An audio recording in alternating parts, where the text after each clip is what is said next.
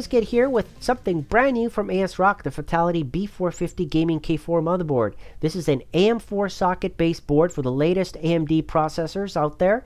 And today we're going to be, installing the latest and greatest on here to put it to the test. I do love that it has the DDR4 3200 plus right off the bat, so you can install the latest and greatest memory modules. Lots of PCI Express slots as well. AMD Quad CrossFireX support. Wow, take a look at that. Triple monitor support, great. Lots of I/O ports for your displays. We're going to look at that in just a moment. Supports the Creative Sound Blaster Cinema 5, terrific. Also with an additional module, you can leverage this up to 7.1 channels.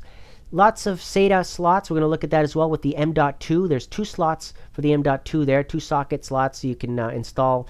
And lots of USB 3.1 generation 2 ports as well, so you can use the Type-A or Type-C. I do like that they added the Type-C in there as well. If you're looking to do a little bit of overclocking, 9 power phase design will come in very handy with these premium power chokes. Good quality construction with those 2-ounce copper PCB and the fiberglass there on the board on the construction. So I do love the fact that they've done that. Take a look here at all the headers there for the RGB. You've got 2 regular ones for your fans, or RGB fans, for example, and 1 addressable RGB header at the bottom of the board. Pause the screen at any point in time if you're curious again to take a look at this more in detail. But additional here to this is the 15 microns there of gold on the contacts on the DIMM slots. Very nice that they've done that for the conductivity.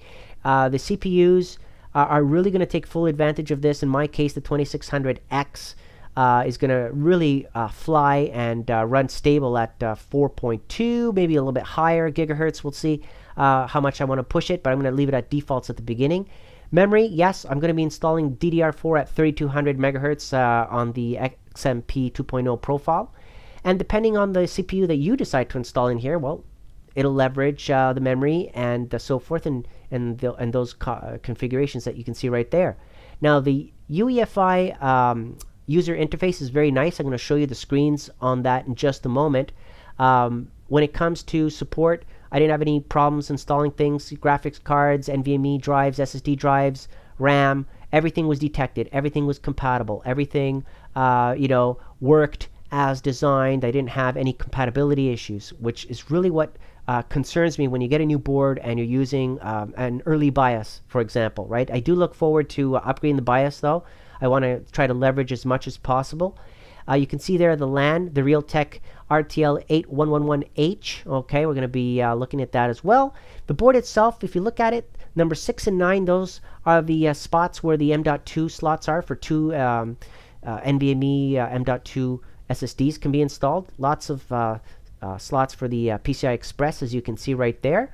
And, I do like the fact that they're using a good quality in construction on the board, on those capacitors, on those premium power chokes as well.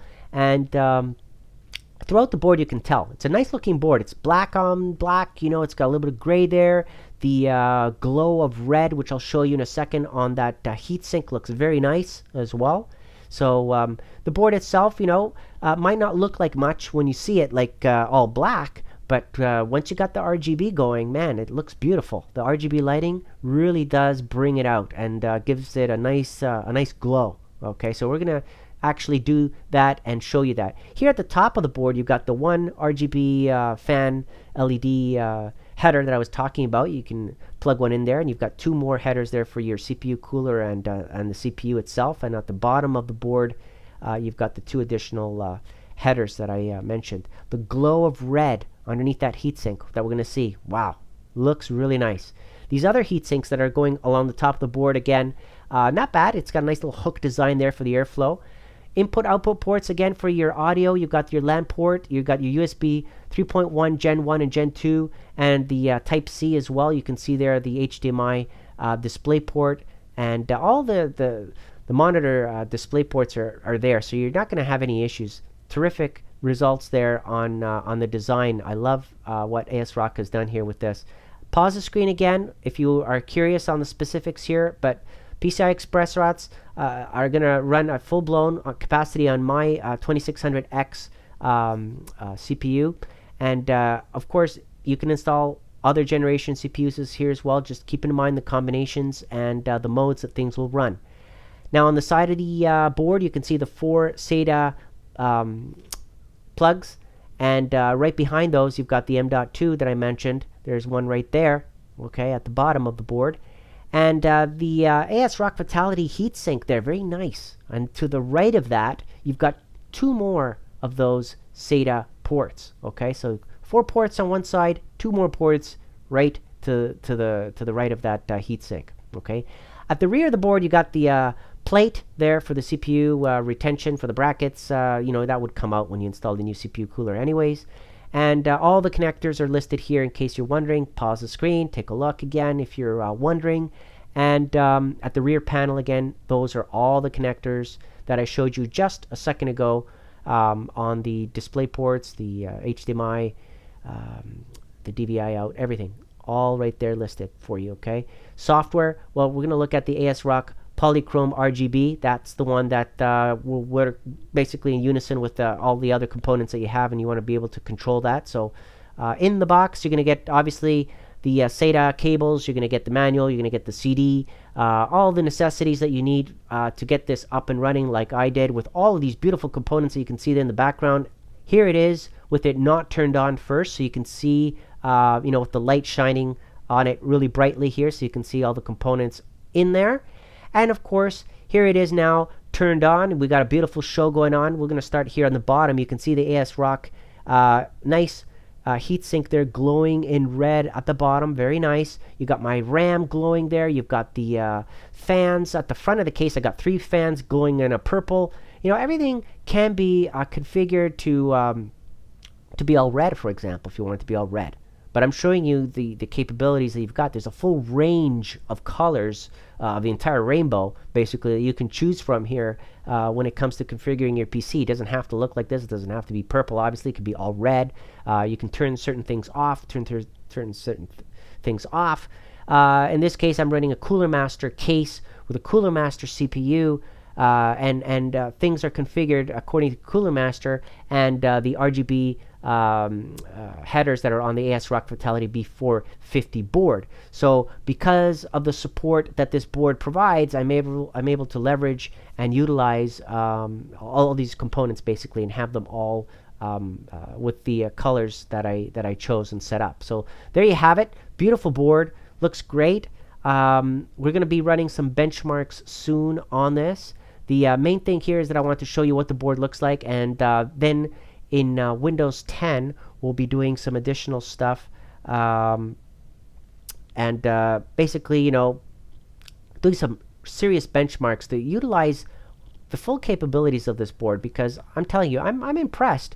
There's some stuff in here that I'm really curious to try, and that's the AMD Store MI technology. There's a boost of speed that I can get out of the SATA SSD or the NVMe SSDs as well. So I'm curious to do some benchmarks on this beauty of a system, as you can see right there, using that Cooler Master case.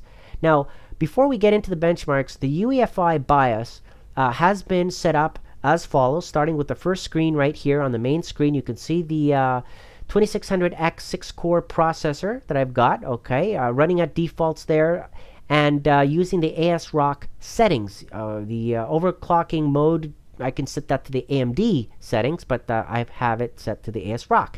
And the XMP profile is set to 3200, which is what my memory supports. And of course, by setting that up, it automatically put the memory voltage to 1.35 volts. Okay, so there you have it. Very easy, clean interface, very nice and legible. Good to navigate through. I've got it set to cool and quiet. You can see the settings right there, what's enabled and disabled. That's pretty straightforward and standard on most boards these days. Under the SATA controller section, you can see that it detected both my SSD and the NVMe Telcast 240 GB NVMe drive that I have installed. So that's going to be my boot drive with Windows 10 on it. And when it comes to setting up the tools and going into the RGB LED settings, well, I'm waiting to see what updates are going to come in a future BIOS update, for example. See the extent on the control for that. So far, this is only what's available when it comes to controlling the LED controller, the red, green, blue, and the speed. Okay, that's pretty much it. But what I would prefer to use is the software. So the ASRock polychrome RGB software really detects what you have on your board, depending on the ASRock board that you have. And then, of course, the components that you have plugged into those headers, you can control those and set the colors. And that's what I've done. Now, here you can see also the temperatures under the hardware monitor. You can see, again, I'm using an air cooler. I'm not using a liquid cooler. But the board itself is running at 26 degrees Celsius on idle here. Very nice, cool and quiet. You can try that fan tuning function if you want to optimize your fans if you're not quite sure what fans you got in there. Personally, I like to control the speed of the fans and set those up myself, so I don't usually use the fan tuning. But for those of you that have all kinds of fans and you're not quite sure, maybe you're bringing old fans in and stuff like that, maybe you do want to use that. Okay, so it's there in case you want to use it. Not bad. When it comes to security, that's pretty much straightforward, these options. Nothing fancy or special about these. So we'll go ahead and move on to the next screen, which is the boot screen. On the boot, it has, of course, my NVMe drive as the boot drive, and then my additional hard drives can be boot option 2 or 3, or maybe I just disable those and just have only boot option 1. And again, here are all the other options. So in Windows 10, I've got this ASRock B450 installed. I've got the CPU running again at 4.2 gigahertz plus, and we're going to be doing some benchmarks on my next video. For those of you that are wondering here on the cost, I'll add the latest link below so you can see what the latest prices are. I definitely recommend this board from ASRock. Like to thank them for providing it. Comment, let me know what you think. And if you're interested in watching benchmarks of the ASRock Fatal1ty B450 board on this system, click here now to watch that video. And again, thank you for watching.